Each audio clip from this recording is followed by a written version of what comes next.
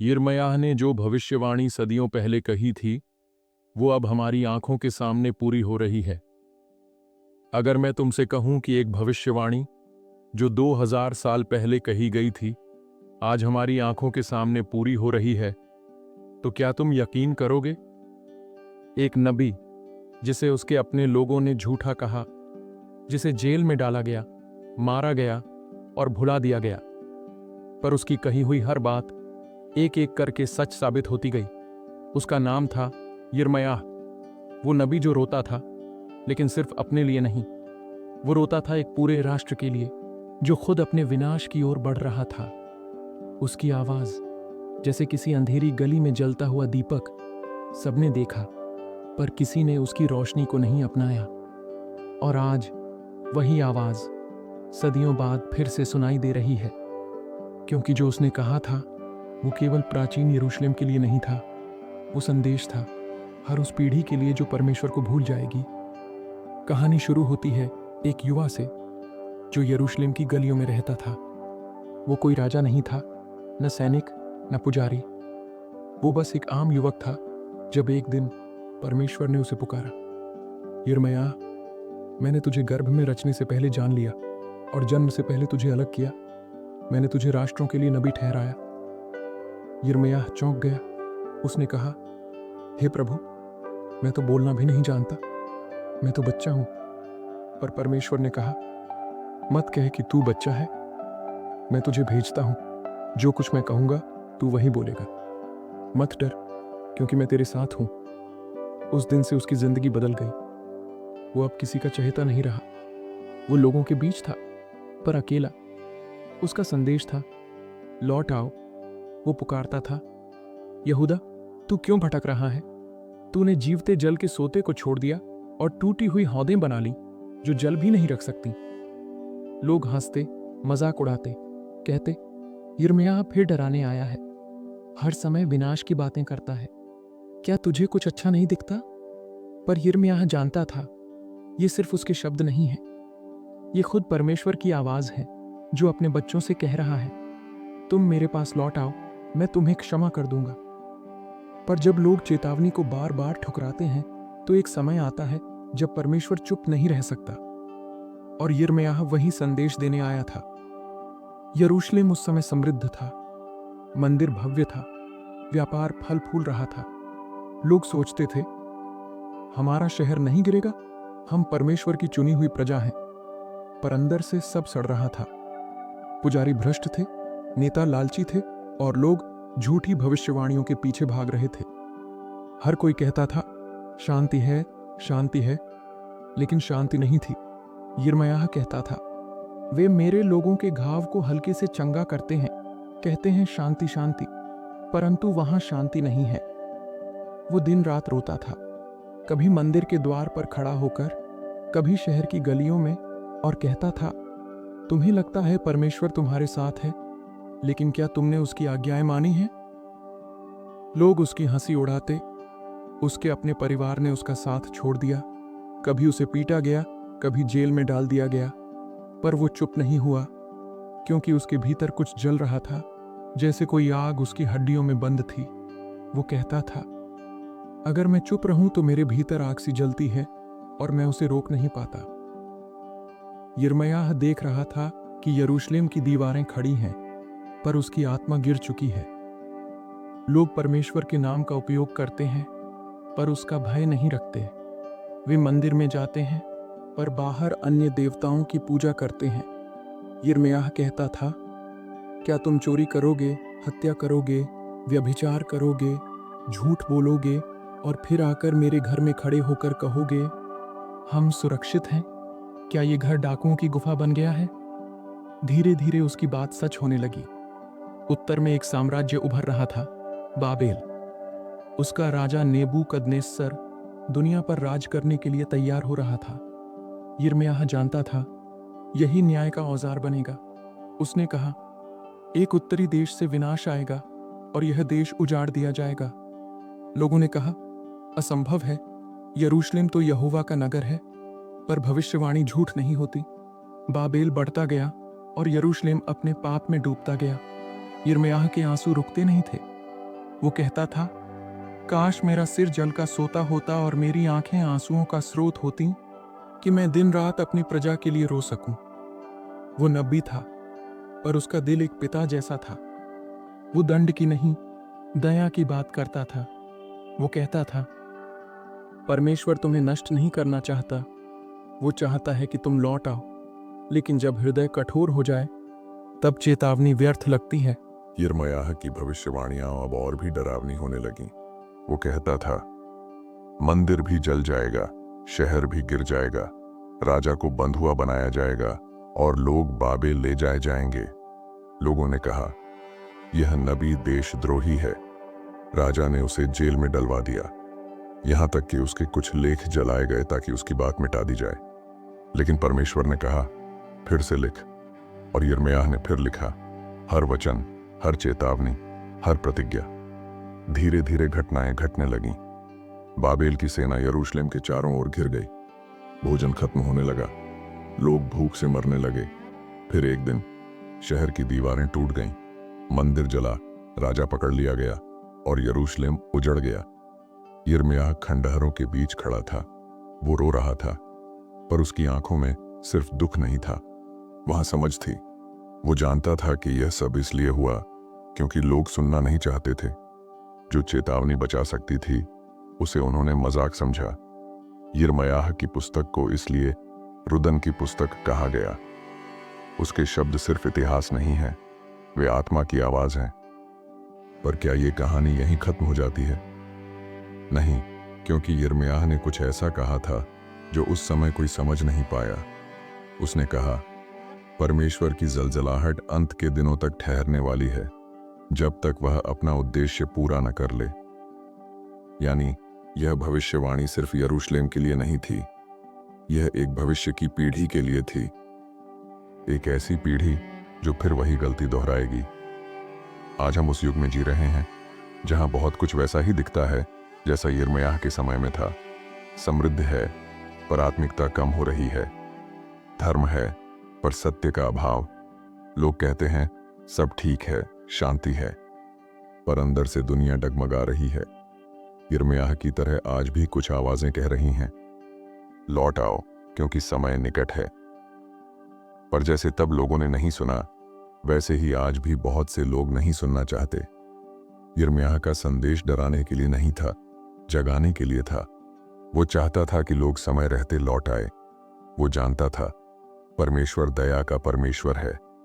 उसने कहा था, मैं तुम्हारे अपराधों को क्षमा करूंगा और तुम्हारे पापों को फिर स्मरण नहीं करूंगा। लेकिन चेतावनी थी, अगर तुम न लौटे तो जो हुआ था वो फिर होगा। इतिहास खुद को दोहराता है और यही इस कहानी का रहस्य है, क्योंकि यिर्मयाह ने सिर्फ बाबेल के आने की नहीं, बल्कि एक आधुनिक बाबेल के आने की भी भविष्यवाणी की थी। एक ऐसा समय जब दुनिया फिर से उसी रास्ते पर चलेगी, झूठे धर्म, अभिमान और आत्मिक धोखे की ओर। उसने कहा था, बुद्धिमान अपने ज्ञान पर, बलवान अपनी शक्ति पर और धनी अपनी धन पर घमंड न करे। पर आज क्या यही सब नहीं हो रहा? कभी कभी इतिहास केवल बीते कल की कहानी नहीं होता, वो आने वाले कल की चेतावनी होता है। और यिर्मयाह की आवाज फिर गूंज रही है, जो मेरे वचन को सुनता है वही सुरक्षित रहेगा।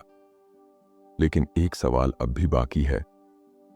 यिर्मयाह ने जिस बाबेल की बात की थी, क्या वो केवल पुरानी साम्राज्य की बात थी, या वो किसी आने वाले आत्मिक साम्राज्य की भविष्यवाणी थी जो अंत के समय में उठेगा?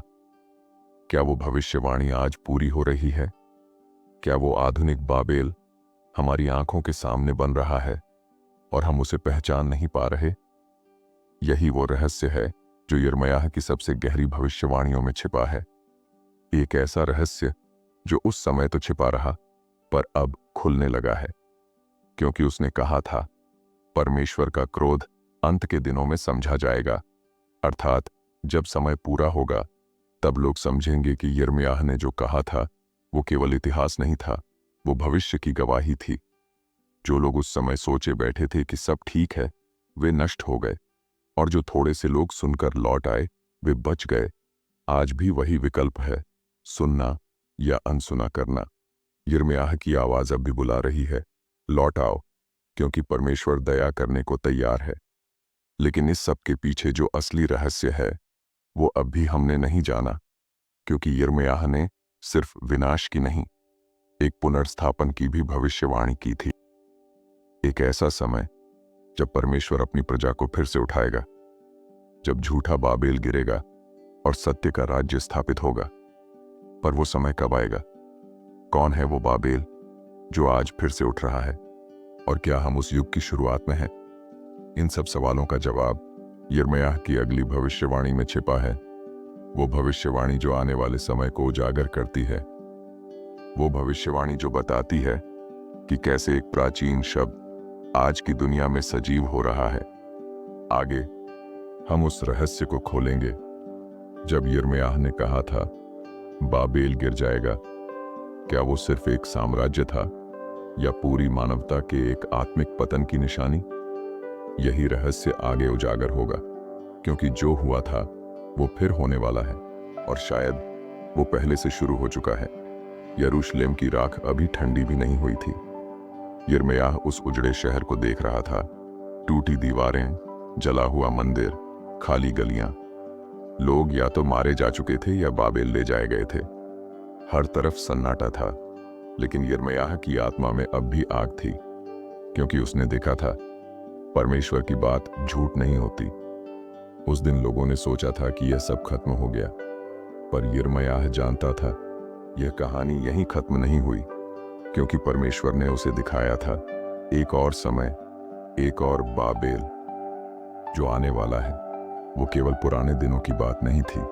यिर्मयाह की भविष्यवाणी में एक रहस्य छिपा था, एक दोहरी पूर्ति का रहस्य। जो हुआ वो एक छाया था, असली घटना आने वाली थी। उसने कहा था बाबेल सारी पृथ्वी का सुनहरा प्याला है, उससे सब देश नशे में हो गए हैं। यिर्मयाह अध्याय 51 वचन 7।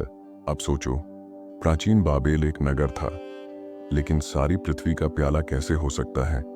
यिर्मयाह का इशारा किसी और चीज की ओर था, किसी ऐसे तंत्र की ओर जो पूरी दुनिया को प्रभावित करेगा। एक ऐसा आत्मिक बाबेल जो मनुष्यों के दिलों को भ्रम में डाल देगा। प्राचीन बाबेल अभिमान का प्रतीक था। वहां के लोग कहते थे, हम अपने लिए स्वर्ग तक मीनार बनाएंगे। परमेश्वर से ऊंचा उठने की चाह, वही बाबेल की आत्मा है। और आज क्या वो आत्मा फिर नहीं जी उठी?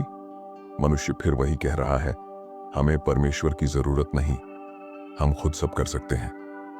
यिर्मयाह ने जो कहा था वही आज के युग में दिखाई देता है। उसने कहा था, वे मेरे वचन को ठुकराते हैं और झूठी आशा बांटते हैं। आज भी दुनिया में बहुत सी आवाजें हैं जो कहती हैं सब ठीक है, सब अच्छा होगा। पर सच्चाई ये है, लोग धीरे धीरे परमेश्वर से दूर जा रहे हैं। झूठी शांति का भ्रम फैल रहा है, और यही यिर्मयाह की भविष्यवाणी का केंद्र था।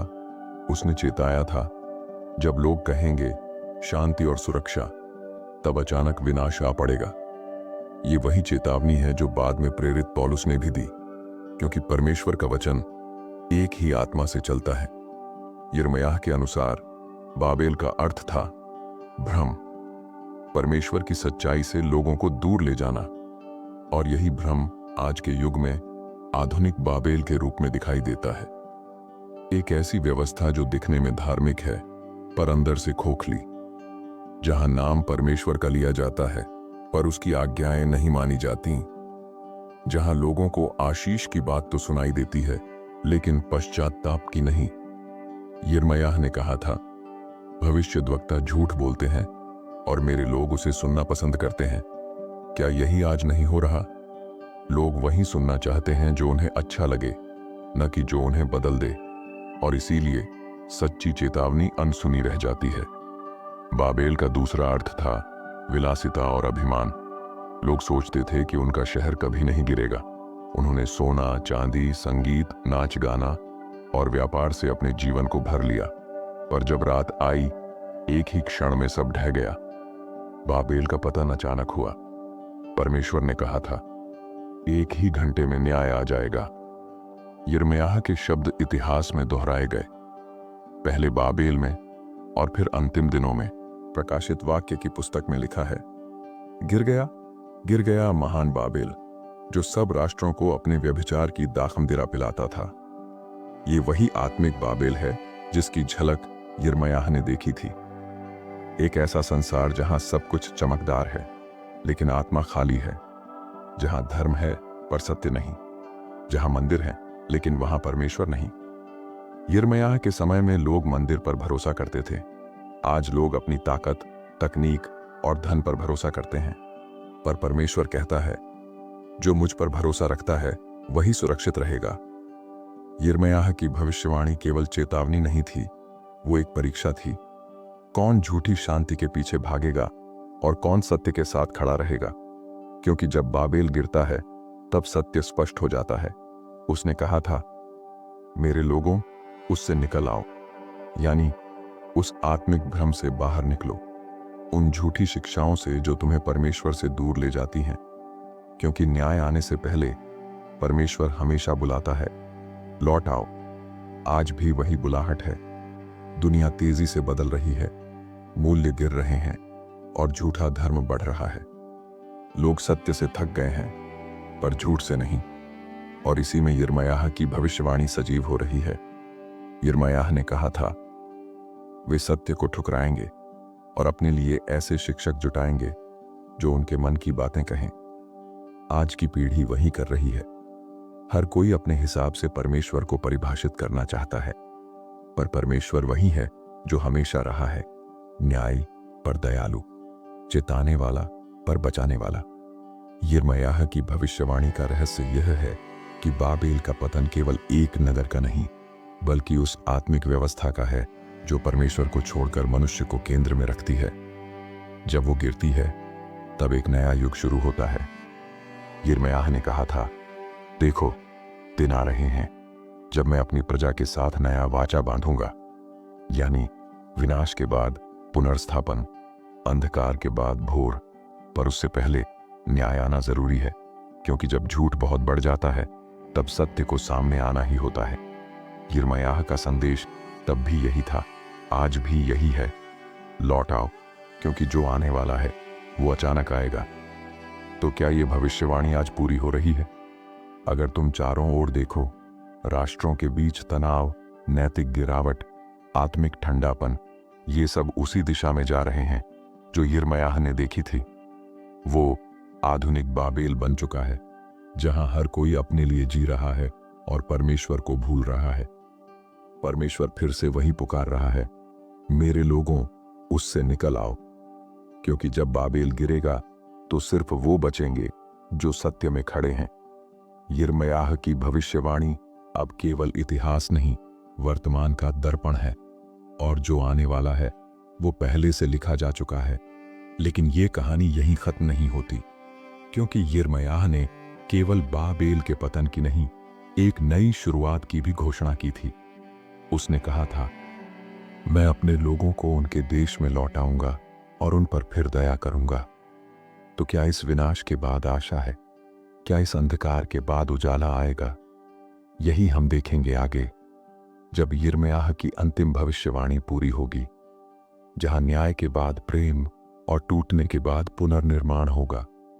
क्योंकि यिर्मयाह का परमेश्वर दंड देने वाला नहीं, वो पुनर्स्थापन करने वाला परमेश्वर है। यरूशलेम उजड़ चुका था, मंदिर राख बन चुका था, बाबेल के सैनिकों के कदमों की धूल अब भी हवा में तैर रही थी। लोग या तो मारे जा चुके थे या बंदी बनाकर ले जाए गए थे, और उन खंडहरों के बीच एक व्यक्ति खड़ा था, अकेला लेकिन अडिग। वो था यिर्मयाह। उसकी आंखों में आंसू थे, पर उनमें एक गहराई भी थी, क्योंकि वह जानता था परमेश्वर की योजना सिर्फ न्याय तक सीमित नहीं होती। जहां विनाश होता है वहीं से पुनर्स्थापन की शुरुआत भी होती है। वो कहता था, जो आंसू में बोता है वो आनंद में काटेगा। और यही इस भविष्यवाणी का रहस्य था। यिर्मयाह का संदेश सिर्फ विनाश का नहीं, बल्कि पुनर्जागरण का था। लोगों ने सोचा सब खत्म हो गया, लेकिन परमेश्वर ने कहा, मैं खत्म नहीं करता, मैं नया बनाता हूं। यिर्मयाह की आत्मा में यह शब्द गूंजे, देखो, दिन आते हैं जब मैं इस देश को फिर बसाऊंगा और अपने लोगों को लौटा लाऊंगा। उस समय यह सुनना किसी के लिए भी असंभव लग रहा था, क्योंकि सब कुछ मिट चुका था। शहर खंडहर था। यिर्मयाह की तीसरी और सबसे गहरी भविष्यवाणी थी। मैं इस्राएल और यहूदा के साथ नई वाचा बांधूंगा। यह वाचा पत्थर की नहीं थी, जैसे मूसा के समय में दी गई थी। यह वाचा दिलों पर लिखी जानी थी। यिर्मयाह कहता है, मैं अपनी व्यवस्था उनके मन में रखूंगा और उनके हृदय पर उसे लिख दूंगा। इसका अर्थ था, परमेश्वर अब बाहर से नहीं, भीतर से मनुष्य को बदलने वाला था। यह एक ऐसी भविष्यवाणी थी जो सदियों तक गूंजती रही, जब तक एक दिन एक और व्यक्ति आया जो यिर्मयाह की तरह ही रोता था, जो अपने नगर के लिए दुखी होता था, और जिसने कहा, हे यरूशलेम, तू कितनी बार मुझे ठुकरा चुका है। वो व्यक्ति था यीशु मसीह। यीशु ही वह पूर्ति था जिसे यिर्मयाह ने सदियों पहले देखा था। उसने कहा, यह प्याला नई वाचा है जो मेरे लहू में बांधी जा रही है। यानी जो वाचा यिर्मयाह ने घोषित की थी वो सलीब पर पूरी हुई। पुरानी व्यवस्था पत्थर पर थी, नई व्यवस्था दिल पर थी। अब परमेश्वर मनुष्य के भीतर बसने वाला था। यिर्मयाह के शब्द नई वाचा मसीही विश्वास का केंद्र बन गए, क्योंकि उन्होंने दिखाया विनाश के बाद भी परमेश्वर हार नहीं मानता। वो टूटे हुए को उठाता है, गिरे हुए को संवारता है और खोए हुए को ढूंढता है। पर यिर्मयाह की भविष्यवाणी केवल उस समय तक सीमित नहीं थी। उसने अंत के दिनों की भी बात की थी। उसने कहा था, परमेश्वर का कोप तब तक नहीं रुकेगा जब तक वह अपना उद्देश्य पूरा न कर ले। इसका मतलब था, इतिहास दोहराया जाएगा। फिर एक बार बाबेल उठेगा, फिर एक बार भ्रम फैलेगा, और फिर एक बार परमेश्वर अपनी प्रजा को पुकारेगा, लौट आओ। आज हम उसी काल में हैं। दुनिया फिर से उसी दिशा में बढ़ रही है जहां सत्य को दबाया जा रहा है, जहां लोग अपनी शक्ति और बुद्धि पर घमंड कर रहे हैं, जहां परमेश्वर का नाम तो लिया जाता है पर उसकी उपस्थिति नहीं होती। यिर्मयाह के समय में लोग मंदिर पर भरोसा करते थे। आज लोग तकनीक, विज्ञान और शक्ति पर भरोसा करते हैं। पर परमेश्वर कहता है, जो मुझ पर भरोसा रखता है वही स्थिर रहेगा। यिर्मयाह की तरह आज भी परमेश्वर अपने लोगों को चेतावनी दे रहा है। वो कहता है, आधुनिक बाबेल गिरने वाला है। वो तंत्र जो झूठ, लालच और पाप पर बना है, जो परमेश्वर को भूलकर मनुष्य को केंद्र में रखता है, वो स्थिर नहीं रह सकता। क्योंकि जैसे प्राचीन बाबेल गिरा, वैसे ही यह भी गिरेगा। लेकिन यह कहानी डराने के लिए नहीं है, क्योंकि जब बाबेल गिरता है तब परमेश्वर का राज्य उठता है। जब झूठ मिटता है तब सत्य चमकता है। यही पुनर्स्थापन की शुरुआत है। यिर्मयाह ने कहा था, मैं अपने लोगों को उनके देश में लौटाऊंगा और उन्हें फिर बसाऊंगा। यह केवल भूगोल की बात नहीं थी, यह आत्मा की बात थी। परमेश्वर अपनी प्रजा को उस स्थान पर लौटाना चाहता है जहां वे उससे एक हो जाएं। वो केवल राष्ट्रों को नहीं, दिलों को बहाल करना चाहता है। आज बहुत लोग टूटे हुए हैं, अंदर से खाली, दिशाहीन और थके हुए। यिर्मयाह की भविष्यवाणी उनके लिए है। वो कहती है, परमेश्वर तुम्हें फिर से उठाना चाहता है। भले ही तुमने सब कुछ खो दिया हो, भले ही तुम्हारा विश्वास डगमगा गया हो, फिर भी परमेश्वर हार नहीं मानता, क्योंकि उसका प्रेम अनंत है। यिर्मयाह 41:3 में लिखा है, मैंने तुझे सदा प्रेम से प्रेम किया है और करुणा से तुझे अपने पास खींचा है। यही उसकी योजना है, दंड नहीं, प्रेम, नाश नहीं, पुनर्स्थापन। जब बाबेल गिरता है तो बहुत से लोग डरते हैं, पर जो परमेश्वर में स्थिर हैं, वे उस गिरावट में भी उसकी महिमा देखते हैं, क्योंकि पुराने का गिरना नए का उठना होता है। यिर्मयाह ने यह भी कहा था, परमेश्वर तेरा नाम परित्यक्त नहीं बल्कि प्रिय रखेगा। यह वचन आज हर उस व्यक्ति के लिए है जो सोचता है कि अब देर हो गई है, कि अब परमेश्वर उसे भूल गया है। नहीं, परमेश्वर कभी नहीं भूलता। वो समय लेता है, पर उसका हर वचन पूरा होता है। पुनर्स्थापन का अर्थ है टूटा हुआ विश्वास फिर से जुड़ना, खोई हुई पहचान फिर से मिलना और मनुष्य का अपने सृजनहार से फिर मिल जाना। यिर्मयाह की अंतिम भविष्यवाणी इसी दिशा में थी। वो एक नया यरूशलेम देख रहा था, एक ऐसा नगर जो पत्थर का नहीं, आत्माओं का होगा, जहां परमेश्वर स्वयं उनके बीच रहेगा, जहां अब कोई आंसू, कोई भय, कोई छल नहीं होगा। और यही आज भी परमेश्वर की योजना है। वो एक नई पीढ़ी उठा रहा है जो झूठे बाबेल से निकलकर सच्चे राज्य की ओर लौटेगी। वो उन्हें बुला रहा है, मेरे लोगों, उससे निकल आओ। ये पुकार आज भी गूंज रही है, और जो इसे सुनकर लौटते हैं वे उस पुनर्स्थापन का हिस्सा बनते हैं जिसे कोई मनुष्य रोक नहीं सकता।